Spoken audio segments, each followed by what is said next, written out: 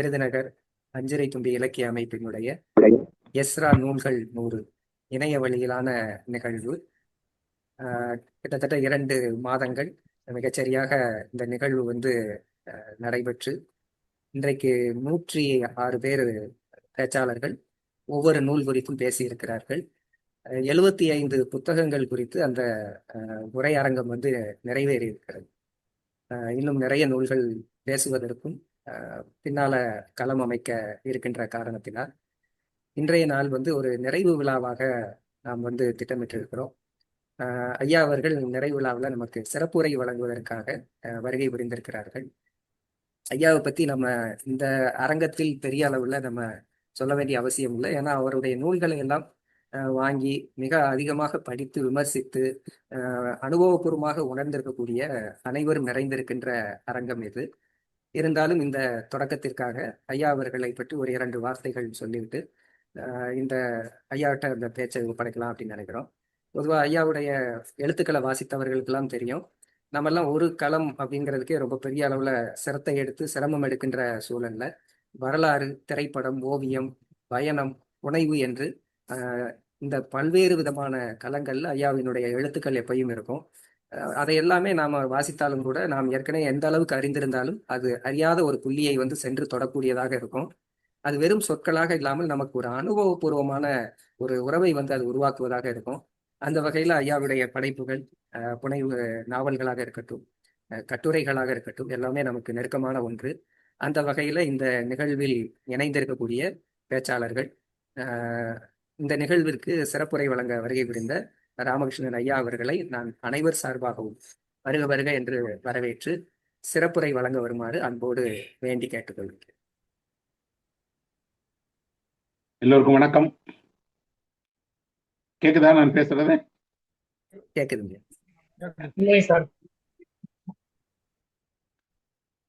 Ezra 100 அப்படிங்கிற இந்த தொடர் நிகழ்வை முதல்ல சிறப்பாக ஏற்பாடு பண்ணி அதுல 100 பேரை 100 புத்தகங்கள் குறித்து பேச வைத்த பேராசிரியர் வினோத்துக்கும் அவங்களுடைய இலக்கிய அமைப்புக்கும் அதுல பணியாற்றுகிற நண்பர்கள் எல்லோருக்குமே என்னுடைய நன்றியையும் அன்பையும் தெரிவிச்சுக்கிறேன். நான் அறிந்தவரை ஒரு எழுத்தாளருடைய இவ்வளவு நூல்களை ஒரு சேர இணையத்துல விவாதித்தது இதுதான் முதல் முறை. அதனால இது ஒரு மிக முக்கியமான ஒரு நிகழ்வு. என்னுடைய புத்தகங்களுமே கூட வெவ்வேறு முறையில வாசிக்கப்பட்டிருந்தாலும் தொடர் நிகழ்வாக இது வாசிக்கப்பட்டிருக்கு. வெவ்வேறு தளத்தை சேர்ந்தவங்க பேசியிருக்கிறாங்க. கல்வியாளர்கள், பேராசிரியர்கள், வாசகர்கள், இலக்கியவாதிகள், எழுத்தாளர்கள்னு பல துறையை சேர்ந்தவங்க இந்த நூல்களை படிச்சிருக்காங்க, பேசியிருக்காங்க. நான் குறிப்பாக அந்த பேசுறவர்களுடைய வயதை பார்ப்பேன். அவர்கள் யாரு, எந்த வயதை சேர்ந்தவங்க. ஏன் அப்படின்னா ஒரு பொது புத்தியில என்ன இருக்கு அப்படின்னா, இலக்கியம் படிக்கிறவர்கள்னா எல்லாருமே ஒரு 40-50 வயதுக்கு மேற்பட்டவங்க அல்லது ஏதாவது ஒரு பணியின் காரணமாக படிக்கிறாங்க அப்படின்னு. ஆனா இந்த உரையில நிறைய பெண்கள் கலந்துகிட்டது ரொம்ப மகிழ்ச்சியா இருந்தது. குறிப்பாக அவர்கள் இள வயதை சேர்ந்தவங்களா இருக்கிறாங்க, எழுதுறாங்க, படிக்கிறாங்க, இலக்கியத்தின் மீது தீவிரமான ஈடுபாடு கொண்டிருக்காங்கிறது எனக்கு தனிப்பட்ட முறையில ரொம்ப பெரிய மகிழ்ச்சியை தருது. அப்புறம் ஒரு புத்தகங்களை எல்லாம் நான் வேற வேற தருணங்கள்ல வேற வேற ஆண்டுகள்ல எழுதியிருந்தா கூட அதை ஒரு சேர அவங்க பேசி கேட்கிற தருணங்கள்ல, ஏன்னா உங்களோட நிறைய உரைகளை நீங்க பதிவேற்றம் பண்ண பின்னாடி நான் கேட்டேன், அதை என்ன பேசுறாங்க, எப்படி அதை சொல்றாங்க, ஒரு புத்தகத்திலேயோ அல்லது ஒரு கதையிலையோ அவர்களுக்கு என்ன பிடிக்குது, அப்புறம் அதை சொல்லுகிற போது அவர்கள் தன்னோட மனதை எப்படி வெளிப்படுத்துறாங்கிறதுக்காக நிறைய கேட்டேன். அப்ப எனக்கு ஒண்ணு தெரிஞ்சது எப்படின்னா, எல்லோருமே ஆழ்ந்து இந்த புத்தகங்களை படிச்சிருக்கிறாங்க. இன்னொன்னு, அவர்களோட சொந்த வாழ்க்கையோட அந்த புத்தகங்களுக்கு ஏதோ ஒரு தொடர்பு இருக்கு. இன்னொன்னு, அது அவர்கள் உணர்ந்ததை அவங்களால நல்லா வெளிப்படுத்த முடியும். நிறைய பேரோட அந்த வெளிப்பாட்டு முறை எனக்கு ரொம்ப சிறப்பா இருந்தது. என்ன அப்படின்னா, அவர்கள் குறைவான காலகட்டத்துக்குள்ளாடி, குறைவான மணித்துளிகளுக்குள்ளாடி தான் சொல்ல வந்த முக்கியமான விஷயங்களா சரியா சொல்லிடுறாங்க. அப்படின்னா இப்ப இங்க எல்லாருக்குமே இலக்கியத்துல பயில்வதில் ஒரு தேர்ச்சியும் வெளிப்படுத்துறதுல ஒரு திறனும், இன்னும் சொல்ல போனா ஆழ்ந்து வாசிக்கிற முறையும் இருக்கு. ஆனா வெளியில எப்படி நமக்கு தோற்றம் இருக்கு அப்படின்னா, இதெல்லாம் இல்லை, குறைஞ்சிருச்சு, ரொம்ப குறைவானவங்க தான் படிக்கிறாங்க, வகுப்பறையில தான் மாணவர்கள் படிக்கிறாங்க. இந்த ஒரு நிகழ்ச்சியை நான் அதுக்கு ஒரு சான்றா சொல்லுவேன். இல்லை, எல்லா தளத்திலையும் படிக்கிறாங்க, பேசுறாங்க, அவர்கள் ஆழ்ந்து இதை புரிஞ்சுக்கிட்டாங்கிறதுக்கான ஒரு உதாரணமாக இந்த நிகழ்ச்சியை பார்க்கிறேன். இது வெற்றிகரமாக குறுகிய காலகட்டத்துக்குள்ளாடி வெற்றிகரமாக நடத்தின வினோத், அவரோட இணைந்து பணியாற்றின பேராசிரியர்களுக்கு தான் நன்றி. ஏன் அப்படின்னா பாடம் நடத்துறது அப்படிங்கிறது அவர்களோட வகுப்பறை வேலை. இலக்கியம் பயிலுவிக்கிறதுங்கிறது அவர்களுக்கு கொடுத்த மாணவர்களுக்கான கடமை. ஆனா அதை தாண்டி வெளியில நல்ல புத்தகங்களை அறிமுகம் செய்யணும், அதை பரந்த அளவுக்கு எடுத்துட்டு போகணும் அப்படின்னு இப்ப பதிவு செய்து இதுல நம்ம அந்த வச்சிருக்கக்கூடிய இந்த காணொலிகள் எல்லாம் யாரோ பார்க்க போறாங்க. இன்றைக்கு இல்லை, இன்னொரு 10 ஆண்டுகளுக்கு அப்புறம் நீங்க யோசிச்சு பாத்தீங்கன்னா தெரியும் இந்த காணொலிகளோட முக்கியத்துவம்.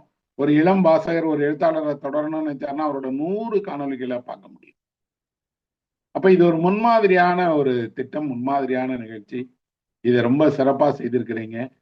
என்னென்ன புத்தகங்களை எல்லாம் தேர்வு செய்தீங்க அப்படின்னு பார்த்தா நிறைய புத்தகங்களை ஒன்றுக்கு மேற்பட்டவர்கள் பேச விரும்பி இருக்கிறாங்க.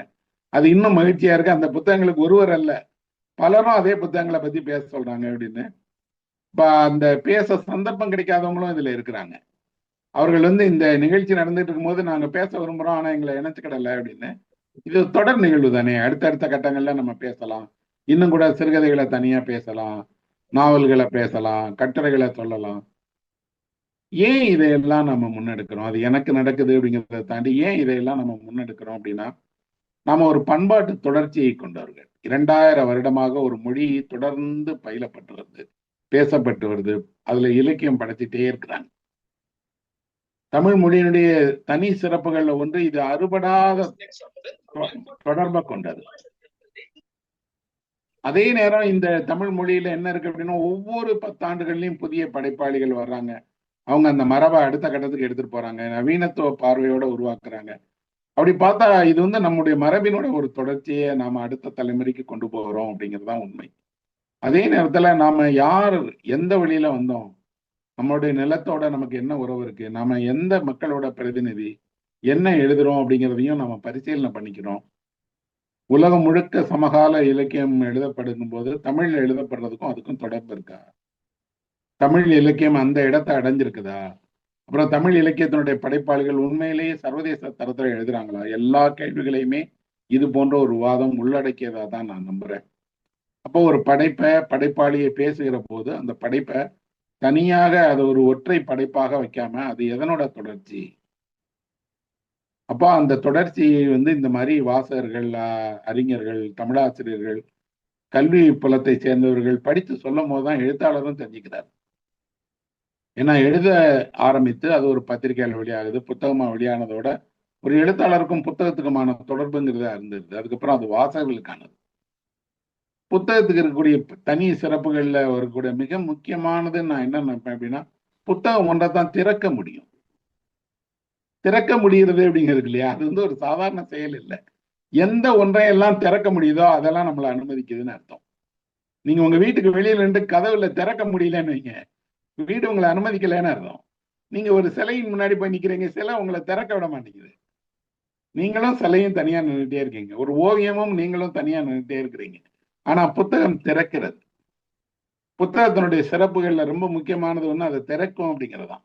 திறக்குங்கிறதோட அது முதலில் இருந்து கடைசி வரைக்கும் புரட்டி புரட்டி புரட்டி அது நம்மளை அனுமதிச்சுட்டே இருக்கு. இப்ப தண்ணீர் திறந்து கொள்ளும் தான். எப்படி திறந்து கொள்ளும்? நீங்க ஒரு ஏரியிலயோ குளத்திலயோ போறீங்க, ஆனா அதோட வாசல் எங்க இருக்கு அப்படின்னு உங்களுக்கு தெரியாது. நீங்க அதற்கு தண்ணீருக்குள்ள பிரவேசிக்கிறதும் தண்ணீரை விட்டு வெளியே வர்றதும் உங்களுக்கு ஆச்சரியமான ஒண்ணு. எந்த வழியாகவும் தண்ணீருக்குள்ள நீங்க இறங்கலாம், தண்ணீர் உங்களை உள்வாங்கிக்கிடும். ஒரு புத்தகம் கிட்டத்தட்ட அப்படிதான் இருக்கு. புத்தகத்தினுடைய முதல் பக்கம்ங்கிறது எழுதுறவருக்கு தான் முதல் பக்கமே தவிர வாசகருக்கு அது முதல் பக்கம் அல்ல. புத்தகத்தினுடைய கடைசி பக்கம்ங்கிறதும் அந்த எழுத்தாளனுக்கு தான் அந்த புத்தகத்தினுடைய கடைசி பக்கமே தவிர வாசகரோட கடைசி பக்கம் அல்ல. அப்படின்னா ஒரு புத்தகம்ங்கிறது 2 பேரால் எழுதப்படுது, ஒன்னு எழுத்தாளரால, இன்னொன்னு வாசகரால. வாசகர் புத்தகத்தை என்ன செய்யறாரு அப்படின்னா தான் விரும்பியபடி, விரும்பிய விதத்தில், விரும்பியவாறு அடுக்கிக்கிறாரு, படிக்கிறாரு, நினைவில் வைக்கிறாரு, கொண்டாடுறாரு, அல்லது வேண்டான்னு விலகி போறாரு. அப்போ ஒரு புத்தகம் அவரை அனுமதிக்குது இல்லையா? அவரை அனுமதித்து, ஒரு சாலை ஒரு மனிதனை அனுமதிப்பதை போல, ஒரு நீர்நிலை மனிதனை அனுமதிப்பதை போல ஒரு புத்தகமும் அனுமதிக்குது. அதுக்குள்ளாடி அவங்க போக ஆரம்பிக்கிறாங்க, கண்டுபிடிக்கிறாங்க. நீந்துதல்ல ஒரு ஆனந்தம் இருக்கு. என்ன அப்படின்னா உங்க உடல் இடையற்று போற உணர்வை நீங்க அடையிறீங்க. இன்னொன்னு, நீங்க பார்த்துட்டு இருந்த தண்ணீர் ஒரு மாய படுக்கையாகிறத நீங்க பார்க்கிறீங்க. புத்தகமும் இந்த மாதிரியான ஒரு அனுபவத்தை உங்களுக்கு கொடுக்குது. யோசித்து பார்த்தா இவ்வளவு 1000 கதைகள் தமிழ் மொழியில மட்டும் இல்ல உலகம் முழுக்க எழுதப்படுந்தாலும் ஏன் கதைகளோட தேவை இருந்துகிட்டே இருக்கு? இன்னும் ஒவ்வொரு முறையும் இவ்வளவு விஞ்ஞான வளர்ச்சிக்கு அப்புறமும் தொழில்நுட்ப சாத்தியங்களுக்கு அப்புறமும் குழந்தைகள் கதை கேட்க விரும்புறாங்க, பெற்றோர்கள் கதை சொல்ல விரும்புறாங்க, தாத்தா பாட்டி யாரோ ஒருத்தர் பேரன் பேத்திக்கு கதை சொல்றாங்க. கதைகளோட தேவை ஏன் இன்னும் இருக்கு?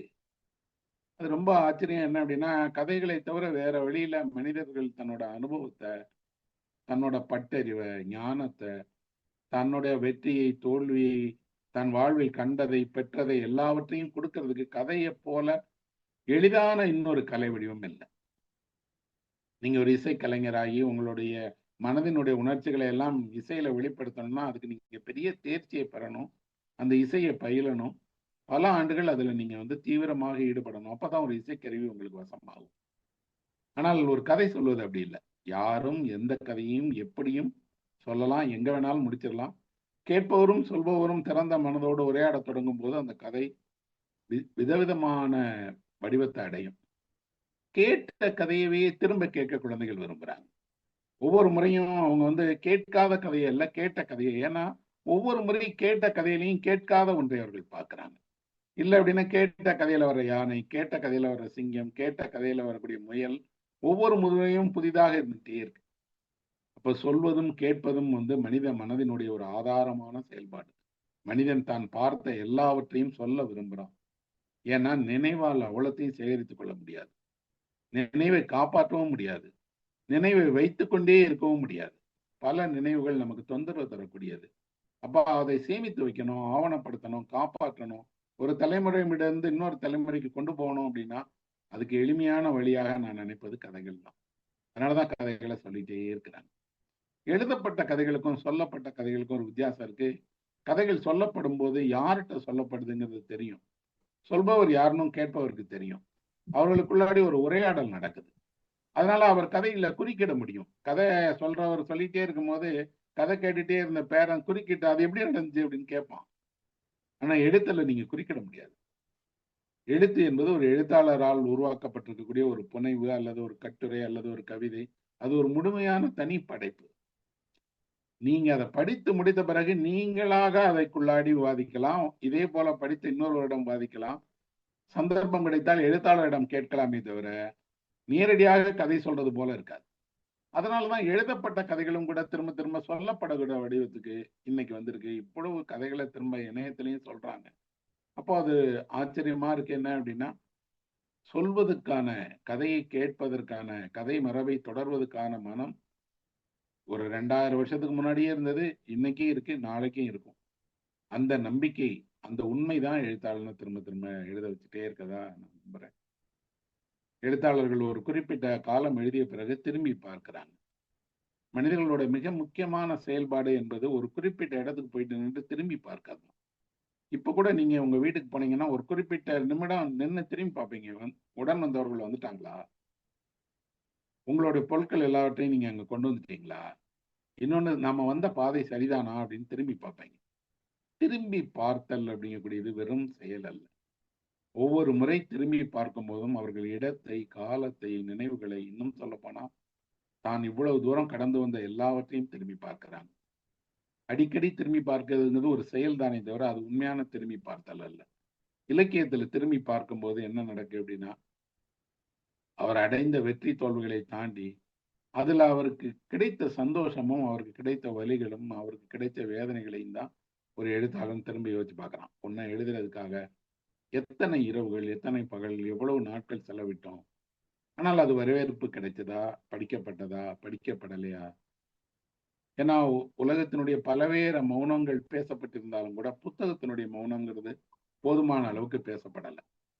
ஒரு எழுத்தாளர் எழுதிட்டாரு, புத்தகத்தை கூட வெளியிட்டாரு, ஆனா அந்த புத்தகம் ஒரு ஆழ்ந்த மௌனத்துல போயிடுச்சு. நூலகத்தின் அடுக்குகளில் யாரும் கைப்படாத, யாரும் எடுத்துட்டு போகாத புத்தகங்கள்லாம் ஒரு துயில் கொண்டிருக்கக்கூடிய உடல்களை போல ஒரு தீராத மௌனத்துல இருக்கு. அந்த மௌனம் கலைக்கப்பட்டது. புத்தகம் ஒரு உரையாடுவதற்கான வழி. புத்தகத்தோடு ஒருவர் தொடர்பு கொள்ளும் போது புத்தகம் திறந்து கொள்கிறது, அவரும் திறந்து கொள்கிறார். இருவரும் எதிரெதிராக என்று வேறு வேறு விஷயங்களை உரையாட ஆரம்பிக்கிறாங்க. இயற்கையில ஒண்ணு இருக்கு. என்னன்னா, இயற்கை திரும்பி பார்க்கிறதே இல்லை. என் வீட்டு வாசல்ல இருக்கக்கூடிய ஒரு வேப்ப மரம் ஒருபோதும் தன்னுடைய இத்தனை ஆண்டு கால தான் என்ன கொடுத்தோம், என்ன பெற்றோங்கிறத திரும்பி பார்க்காது. அன்றாடம் நான் என்னோட ஜன்னலுக்கு வெளியில பார்க்கக்கூடிய சூரியன் தான் இதுவரை எவ்வளவு ஆண்டு காலம் இதே இடத்துக்கு வந்து நின்றோம் அப்படிங்கிறத பத்தி திரும்பி பார்க்காது. இதேதான் நிலவுக்கு, இதேதான் நதிக்கு, இதேதான் ஆறுக்கு, இதேதான் மலைக்கு, எதுவுமே இயற்கையில திரும்பி பார்க்கறதில்ல. எல்லாமே எதிர்காலத்தினுடைய பாதையில அன்றாடத்தை முதன்மைப்படுத்தி, அன்றாடத்தினுடைய ஒவ்வொரு தருணத்தையும் முழுமையாக வாழ்ந்து, கடந்து அடுத்த நிலைக்கு போயிட்டே இருக்கு. மனிதர்கள் தான் திரும்பி பார்க்கிறாங்க. ஏன்னா மனிதர்களுக்கு தான் திரும்பி பார்க்கும்போது, தன்னுடைய முன்னாடி இருப்பதை விட பின்னாடி இருந்த உலகமும், அது சார்ந்த மனிதர்களும், அந்த வாழ்க்கையும், அது தனக்கு தந்ததும், அந்த தந்ததுக்கு தான் நன்றி உணர்வுகளாக இருக்கிறேங்கிற அந்த உணர்வும் மனிதனுக்கு ஏற்படுகிறது. பெரும்பாலும் திரும்பி பார்க்கும் போதெல்லாம் மனது என்னது இதுன்னா, சில விஷயங்களை நினைத்து பெரிய மகிழ்ச்சி அடையுது. பல விஷயங்களை நினைத்து வருத்தம் அடையுது. ஏன் அப்படின்னா, எல்லாருக்கும் திரும்பி பார்க்கும்போது அவர்கள் கடந்து வந்த பாதை அவ்வளவு இனிமையான பாதை அல்ல. அப்படின்னா, அது அந்த திரும்பி பார்க்கிற செயலின் வழியாக செய்துகிட்டே இருக்கும். இந்த திரும்பி பார்த்தலை இலக்கியம் தான் அதனுடைய துயரிலிருந்து, வலியிலிருந்து, இன்னும் சொல்லப்போனா வேதனையிலிருந்து விடுவித்து, உனக்கு நடந்தது மட்டும் இல்ல, இது உலகத்துக்கு திரும்ப திரும்ப நடந்துட்டே இருக்குது. உனக்கும் நடந்திருக்குதுங்கிறத காட்டுது. இன்னொன்னு அப்படி திரும்பி பார்ப்பதன் வழியாக இழந்ததை எல்லாம் இன்னொரு முறை சந்தித்திருமோங்கிற அச்சம்லாம் வேண்டியதில்ல. இழப்பு என்பது இழப்பு தான். மகிழ்ச்சி என்பது மகிழ்ச்சி தான். தருணங்கள் மாறிட்டே இருக்குங்கிறத அவனுக்கு கத்துக் கொடுக்குது. நான் படித்த பேர் இலக்கியங்கள், இதிகாசங்கள், உலகத்தினுடைய மிகச்சிறந்த படைப்புகள்லாம் எனக்கு என்ன கொடுத்திருக்கு அப்படின்னு சொன்னா, நேரடியாக இந்த வாழ்க்கையில் நான் பெறாத அல்லது பெறும்போது எனக்கு கிடைக்கிற அனுபவத்தை விட அதிகமான அனுபவத்தை அந்த இலக்கியங்கள் கொடுத்திருக்கு.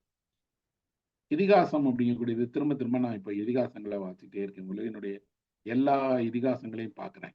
ஏன் இவ்வளவு பெரிய ஒரு கிராண்ட் நேரேஷன் சொல்லப்படக்கூடிய ஒரு மகத்தான கதையாடலை கொண்டதாக இதிகாசங்கள் இருக்கு.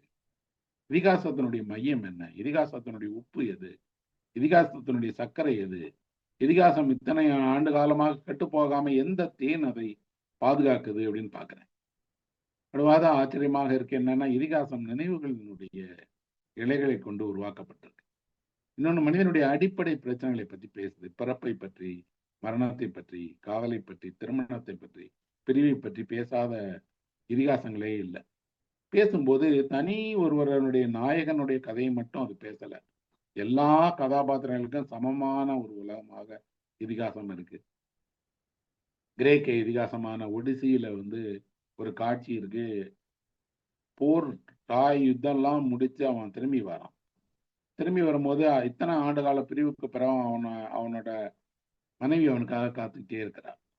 அவன் நேரடியாக வந்த யுலிசேஸ் நேரடியாக வந்து உடனே அவன் அரண்மனைக்கு போயிடல. கொஞ்ச காலம் என்ன செய்யறான் அப்படின்னா, மறைந்து தன்னோட இருப்பை யாருக்கும் தெரியாம அரண்மனையில என்ன நடக்கு, எப்படி வாழ்றாங்க அப்படிங்கிறத தெரிஞ்சுக்கிட்டு பார்க்கறான். அவன் பார்க்கிற நேரத்துல அவனே மாறு வேடத்துல அவனோட அரண்மனைக்குள்ளாடி போறான். அங்க அவனுக்கு அவனோட சிறு வயதுல இருந்து அவனுக்கு உதவிகள் செய்து அவனை வளர்த்த பணிப்பெண் அவனை பார்த்த மாத்திரம் வர வச்சு உட்கார சொல்லி அவனோட கால்களை சுத்தம் செய்யறான். ஏன்னா இந்த மரபுல விருந்தினர்களுடைய கால்களை கழுவி சுத்தம் செய்யக்கூடிய மரபு இருக்கு. அப்படி சுத்தம் செய்யும் போது அவனுடைய தொடையில இருக்கக்கூடிய ஒரு காயத்தை பார்க்கிறான். தொடையில் காயம் உள்ளவன் தான் தன்னுடைய அரசன், தான் வளர்த்தவன் அவளுக்கு தெரியும்.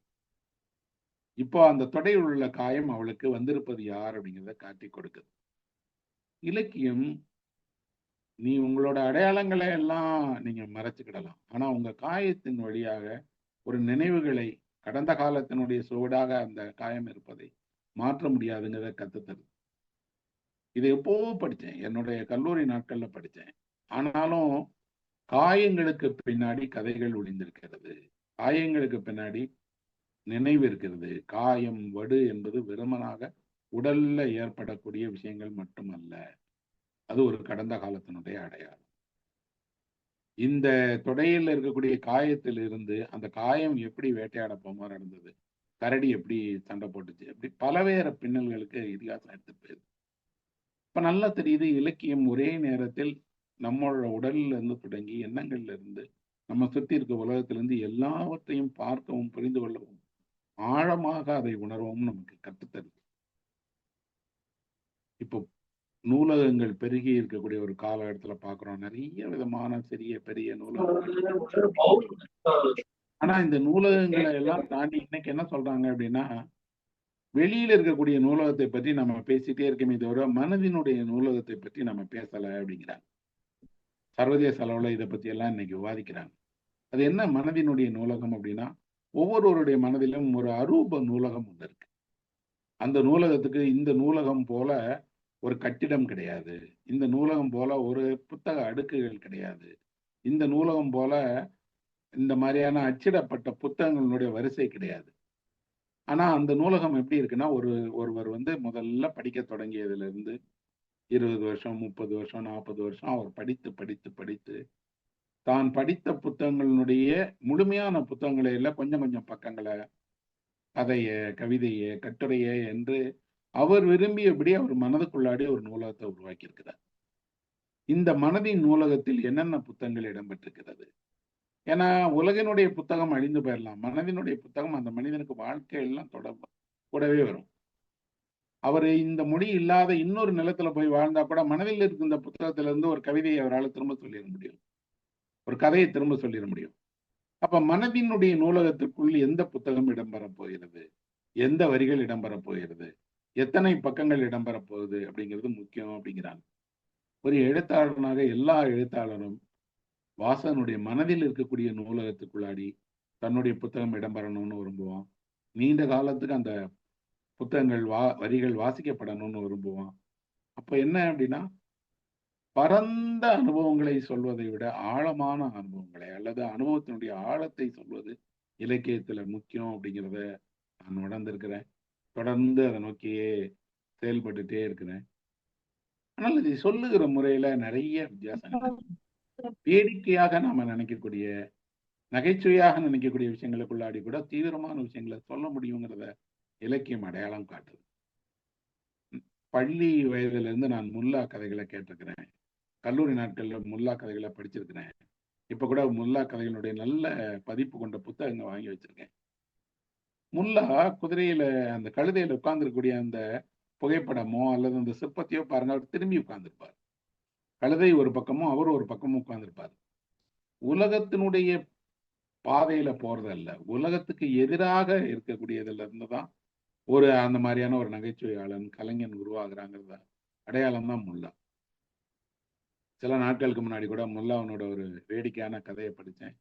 ஒரு அரண்மனையில விருந்துக்காக முல்லாவை அழைக்கிறாங்க. முல்லா ஒரு வழக்கமான உடையை அணிஞ்சிட்டு போயிடுறாரு. உள்ள அனுமதிக்க மாட்டேங்கிறாங்க. அது பெரிய பெரிய வசதியானவர்களுக்கான விருந்து அப்படிங்கிறதுனால உங்களை அனுமதிக்க முடியாதுன்னு வாசல்லையே துரத்தி விட்டுறாங்க. முல்லா தான் வீட்டுக்கு போறாரு. ஒரு பெரிய பட்டு அங்கியை எடுத்து அணிந்து கொண்டு பட்டு அங்கியோட போறாரு. இப்ப வாயில் காப்பாளன் என்ன வச்சான், பட்டு அங்கி அணிஞ்சிட்டு வர்றாருன்னா பெரிய ஆளா இருப்பாருன்னு உள்ள விட்டுறான். உள்ள போன உடனே மன்னரே எதிர்கொண்டு அழைத்து பட்டு அங்கி அணிந்து வந்திருக்காருன்னா பெரிய ஞானியாக, கவிஞராக இருப்பாருன்னு கூட்டிட்டு போய் உணவு கொடுக்குறாங்க. நிறைய விதவிதமான சாப்பாடு கொடுக்குறாங்க. அவர் சாப்பிடுறாரு. ஒரு வாய் உணவை அவர் சாப்பிடுறாரு. இன்னொரு வாய் உணவை என்ன செய்வாருன்னா அங்கியில இருக்கக்கூடிய பாக்கெட்டுக்குள்ளாடி போட்டுக்கிடுவார். ஒரு வாய் அவருக்கு, ஒரு வாய் தன்னோட அங்கிக்கு. மன்னர் பக்கத்துல கேட்கிறாரு, நீங்க சாப்பிடுறது எனக்கு புரியுது, எதுக்கு நீங்க உங்களுடைய அங்கிக்கும் சாப்பாடு கொடுக்குறீங்களே அப்படின்னு. அதுக்கு அவர் சொன்னார், இந்த அங்கியால தான் என்னை உள்ள அனுமதிச்சாங்க. நான் சாப்பிட்டுட்டு இந்த அங்கி பட்டினி கிடந்துச்சுன்னு வைங்க, அடுத்த முறை என்னை உள்ள அனுமதிக்க மாட்டாங்கல்ல, அதனால என்னோட பட்டு அங்கியும் கொஞ்சம் சாப்பிடட்டும் அப்படின்னு சொன்னாருங்கிறாங்க. கேட்க வேடிக்கையாக இருக்கு. ஆனா சாப்பிடுகிற அங்கி அப்படிங்கிற ஒண்ணு முதல்ல முல்லா கதையில வருது. எல்லா நமக்கு விருப்பமான உடைகளும் கூட காலத்தால இப்படி கொஞ்சம் கொஞ்சமா சாப்பிடப்பட்டே இருக்கு. காலம் எனக்கு விருப்பமான சட்டைகளை, எனக்கு விருப்பமான உடைகளை எல்லாவற்றையும் என்ன செய்யுதுன்னா கொஞ்ச நாளைக்கு அப்புறம் அது வெறும் உடை தான் அப்படின்னு போயிடுது. ஆனா நீங்க அணியாத உங்களோட பழைய உடைகளை, நீங்கள் ஆசையாக அணிந்த அல்லது உங்களுடைய திருமண நாளின் போது அணிந்த அல்லது உங்களுடைய பிறந்த நாளுக்கு யாரோ பரிசாக கொடுத்த ஆடைகளை இப்ப அணிய முடியல, அல்லது சின்னதாயிருச்சு அப்படின்னா அதை திரும்பி பார்க்கும்போது அது உடை இல்லையே, அது ஒரு நினைவினுடைய அடையாளம். அதனாலதான் நிறைய பேர் அவங்க இறந்து போன தந்தையினுடைய அல்லது அம்மாவினுடைய உடைகளை பத்திரமா வச்சுக்கிட்டே இருக்காங்க. நீங்க மதுரைக்கு எப்போவாது போனா காந்தி சுடப்பட்டு விழுந்த போது காந்தி அணிந்திருந்த ஆடை மதுரையில் இருக்கக்கூடிய காந்தி மியூசியத்துல பாதுகாக்கப்பட்டு வருது. நாம பார்க்க வேண்டிய, இன்னும் சொல்ல போனால் இரத்தக்கரை படிந்த அந்த ஆடை ஒன்றை நினைவுபடுத்துகிறது இந்தியாவுக்கு. இதற்கான ஒரு மகத்தான மனிதன் சுடப்பட்டு விழுந்திருக்கிறான். யார் மேலும் துவேஷம் இல்லாத, எல்லாரையும் அன்பால் நேசிக்க முடியும், அகிம்சை காட்டுங்கள்னு சொன்ன மனிதன் மேல குண்டு பாய்ந்திருக்கிறது. அவருடைய குருதி கரை படிந்த உடை மதுரையில தான் இருக்கு. இப்போ எங்கேயோ ஒரு முல்லா கதையில வரக்கூடிய ஒரு சாப்பிடக்கூடிய பட்டு அங்கி எங்கோ மதுரையில இருக்கக்கூடிய காந்தியினுடைய இரத்தக்கரை படிந்த அந்த உடையை நினைவுபடுத்துது. ரெண்டும் ஒரே மாதிரியான உடைகளின் வழியான வேறு வேறு முனைகள் அப்படிங்கிறத எனக்கு உணர்த்துது.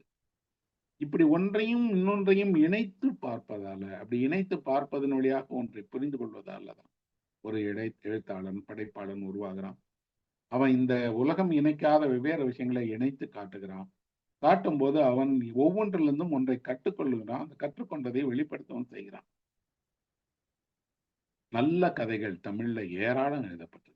அந்த ஏராளமான கதைகளுக்கு இருக்கக்கூடிய அடிப்படை விஷயமாக நினைப்பது அது தன்னை சுத்திய மனிதர்களை, அவரோட வாழ்க்கையை அவ்வளவு உயிரோட்டமாக நிஜமாக இருக்கு.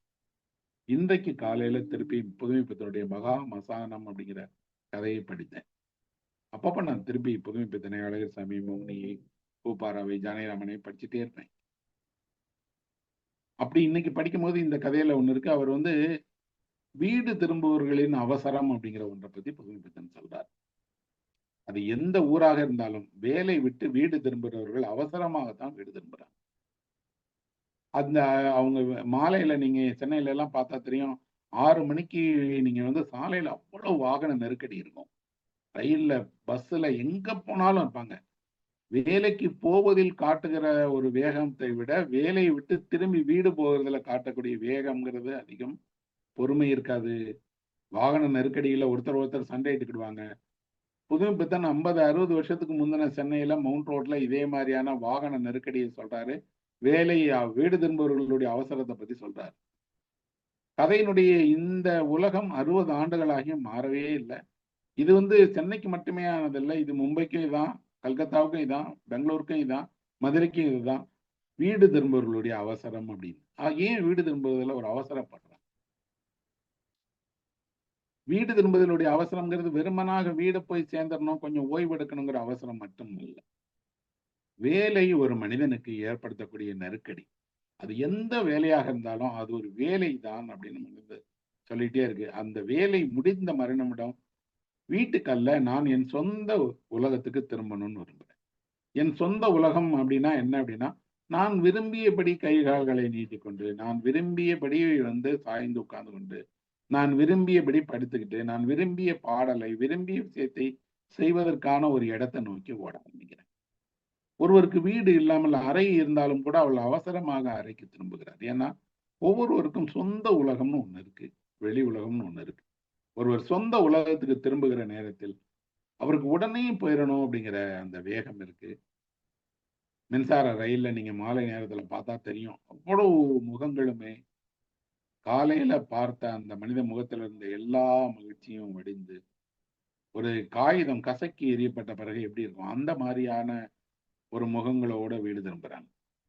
வாழ்க்கை என்பது இப்படிதான் எல்லாரையும் ஆக்கி வச்சிருக்கு. அப்படின்னா இவர்களை இந்த அன்றாட வாழ்வினுடைய சலிப்பிலிருந்து, அன்றாட வாழ்வினுடைய கஷ்டங்களிலிருந்து மீட்பதற்கு கதைகள் தேவைப்படுது.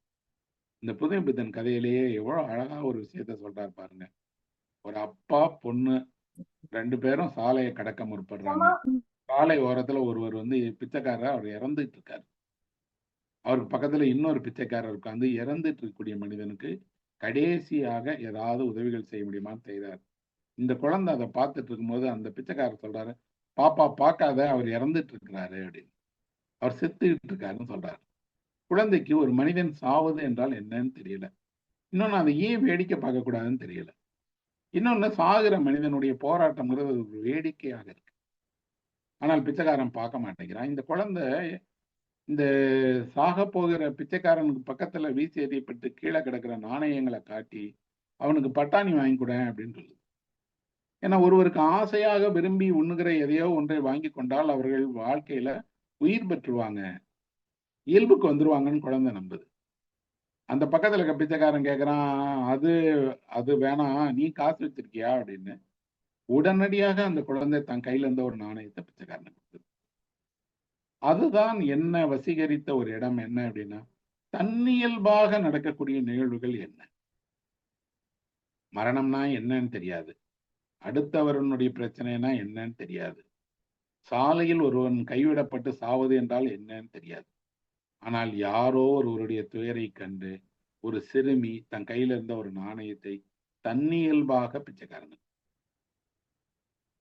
அந்த பிச்சைக்காரன் வாங்கிக்கிறான். அவன் இறந்தவனுக்கு அந்த காசை செலவு செய்யல, உடனடியாக தான் மறைத்து வைத்துக் கொள்ளுகிறான். ஒரு வகையில குழந்தையை ஏமாற்றுகிறான், இறந்துட்டு இருக்கவனையும் ஏமாற்றுகிறான். இந்த மூன்றையும் ஒரே நேரத்தில் எழுத்தாளர் சொல்றாரு. வாழ்க்கையில் ஒரு பக்கம் அன்பு இருக்கிறது, ஒரு பக்கம் பிடிமானமே இல்லாமல் வாழ்க்கையில் யாரோ ஒருவர் மரணத்தை நோக்கி ஆளே இல்லாம சாலையில இறந்துட்டு இருக்காரு. இன்னொரு பக்கம் இதையும் பயன்படுத்தி தனக்கான வாழ்க்கையை உருவாக்கி கொள்ள ஒரு மனிதன் ஒரு குழந்தையை ஏமாற்றுகிறான். எங்கேயும் எதையும் புதுமைப்பித்தன் ஒரு பிரச்சாரம் பண்ணல, குரலை உயர்த்தல, பாருங்க இப்படி மோசமா நடந்துகிட்டானேன்னு சொல்லல. ஆனால் ஒரு காட்சியை வைத்துட்டு அந்த காட்சியில 3 பேரை வச்சுட்டு 3 பேர் வழியாக ஒரு உண்மையை சொல்லிடுறாரு. அப்ப நமக்கு நல்லா தெரியுது என்ன அப்படின்னா, நகர வாழ்க்கை என்பது சந்தர்ப்பம். அந்த சந்தர்ப்பத்தை பயன்படுத்திக் கொள்கிறவர்கள், சந்தர்ப்பத்தில் ஏமாந்து போகிறவர்கள், சந்தர்ப்பத்தாலேயே இந்த வாழ்க்கையை தொலைத்தவர்கள் எல்லாரையும் கொண்டதுங்கிறத உணர்த்துறாரு. கதையினோட அழகான வரி அதனோட கடைசி தான். அந்த சாலையில ஒரு பிச்சைக்காரன் இறந்துட்டு இருக்கும்போது இந்த பக்கம் சாலையை கடந்து போன அப்பா மாம்பழம் வாங்கிட்டு வந்து குழந்தைக்கு கொடுக்குறாரு. குழந்தை மாம்பழத்தை வாசனையை முகர்ந்து பார்த்துட்டு நல்லா வாசனையா இருக்கே அப்படிங்கிறது. எல்லா துயரங்களின் நடுவிலும் ஒரு இனிப்பினுடைய சுவை மாறிடாது, வாசனை மாறிடாது, மாம்பழத்தினுடைய வாசனை திடீரென்று இல்லாம போயிடாது, வாழ்வினுடைய இனிமை இருந்துகிட்டே தான் இருக்கு. அப்போ ஒரு கதை நமக்கு கதையை மட்டும் சொல்லல. கதையில் வரக்கூடிய அந்த அப்பா யாரு, மக யாரு, பிச்சைக்காரன் யாரு, அவர்கள் கதாபாத்திரங்கள் தானே. ஒரு வகையில் கதாபாத்திரங்கள், இன்னொரு வகையில் நமக்கு தெரிந்த, நாம் பார்த்த, ஒருவேளை நம்முடைய வீட்டினுடைய நம்முடைய சொந்த பிள்ளைகளுடைய கதையாக அது மாறி. நல்ல இலக்கியம் இதைத்தான் செய்யுது. அந்த நல்ல இலக்கியம் இதை செய்வதால் தான் நாம எல்லாரும் ஒன்று கூடி பேசுறோம். என்னுடைய வேறு வேறு வேறு படைப்புகளையும் இது போல ஆழ்ந்து படித்து, அந்த படித்ததில் தனக்கு என்ன பிடித்திருந்தது, ஏன் பிடித்திருந்தது, எதனால் அந்த கதையை அந்த படைப்பை முக்கியம்னு நினைக்கிறாங்கிறத பகிர்ந்து கொண்ட எல்லோருக்குமே என்னுடைய மனம் நிறைந்த அன்பையும் நன்றியையும் திரும்ப தெரிவிச்சுக்கிறேன். என்னுடைய இந்த உரைக்கு அப்புறம் நீங்க விரும்பக்கூடிய கேள்விகளை எல்லாத்தையும் கேட்கலாம். உங்களோட கேள்விகளுக்கு நான் பதில் சொல்றேன். நாம இன்னும் கொஞ்சம் அடுத்த கட்டத்துக்கு உரையாடலாம். நன்றி நண்பர்களே, வணக்கம். நன்றிங்க ஐயா. மிகச்சிறப்பாக ஐயா அவர்கள் சொன்ன மாதிரி புத்தகம் திறந்து கொள்ளக்கூடியது. ஐயாவுடைய புத்தகங்கள் வழியாக நமக்கு திறந்து கொள்ளக்கூடிய வாசல்கள், கதவுகள் நிறைய உண்டு. ஓவியம் திறந்து கொள்கிறது, சினிமா திறந்து கொள்கிறது. ஏன்னா அதற்கு முன்பு வரைக்கும் சினிமாவை பற்றியும் ஓவியத்தை பற்றியும் நமக்கு ஒரு மூடப்பட்ட ஒரு நிலை மட்டுமே இருந்திருக்கும். ஐயாவுடைய எழுத்துக்கள் அதை அழகாக திறந்து வைக்கும். அதுபோல நமக்குள்ள இருக்கக்கூடிய ஒரு அரூப நூலகத்தை பற்றி ஐயா அவர்கள் சொன்னார். வகுப்பறையில பாடம் நடத்துகின்ற பொழுது நம்மை அறியாமல் அந்த புத்தகங்கள்லாம் வருகின்ற பொழுதெல்லாம் அந்த அரூப நூலகத்தை நாங்கள் உணர்ந்திருக்கின்றோம். ஏன் அது தேர்வு செய்யப்பட்டது, ஏன் மனதிற்குள் இருக்கின்றது என்பதெல்லாம் ஒரு புரியாத புதிர்தான். அந்த வகையில ஐயாவுடைய இன்றைய இந்த சிறப்புரை மிக சிறப்பாக அமைந்திருந்தது. நன்றியை தெரிவித்துக் கொள்கிறோம்.